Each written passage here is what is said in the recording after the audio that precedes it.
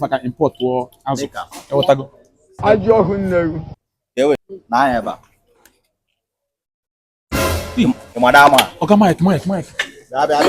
So, do you know I'm a general overseer? Oh, General Overseas. General overseer. Yeah. Church. You know. Then we have about 8 churches.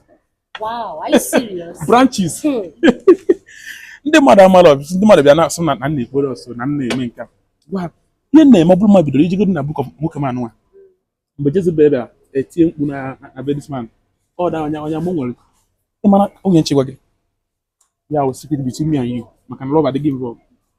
Mana I have about 5 shrines. Sniper. Between doctors and room all. Then weta m returns. More person the branches. Ị na-agbalụkwa ezigbo ego n'ihe ahụ. Fade m kwa keep. Fade m kwa keep. Ya akwụkwọ na mmadụ. So you are looking at a wealthy, a prosperous man. And a prosperous man na name. Chineke ji m alụkwu ọlụ. A na-agwa ndị mmadụ ọya dị iche iche na-eme mana ọ na-abụkwa m ibi ndụ. Anyị na-ebi ndụ. Dịka ọ dịwa nwere ebe. Mba ọbụla mma na ama m ya. Onye bi ebe a mụbiri ọ na ndụ before. Mana ọmụnwa kere ekpele onwe ihe ọlụwa. Bere go lụọ. Onye na-akpọkwa Mike. Hello, Oga Mike. Good afternoon. Ewe my brother. After ka I mesi that meeting na mma bịa lụgo always know na nwa. Akpọ m na Jerusalem. Anọ m Jerusalem as I'm talking to you now. I'm in Jerusalem. Anọ na mountain. You want to go? So, yes. Chineke send him by special grace of God. Then go about next week. But next week.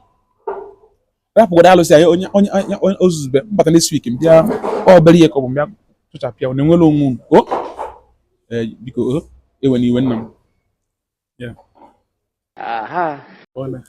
Na-egbukọdo azụ ebe a. a na-egbukwa manager ka m na-ajụ ụbọchị ọ na-asị m na onwe ife atụ na River Niger wee gbuchapụ azụ dị na River Niger so o mezi azụ discount mana by next week m ga-enyere fa ka import tụọ azụ ewetago Ajọ ọhụ nneru.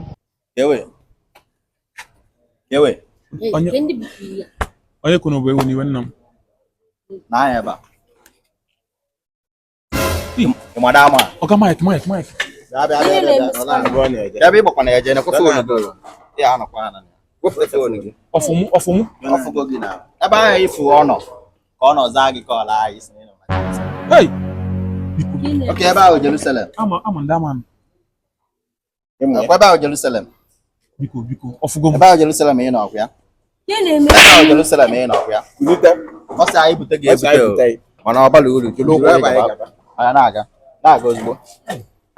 Na-agasi ike. Gaba. this evening you will die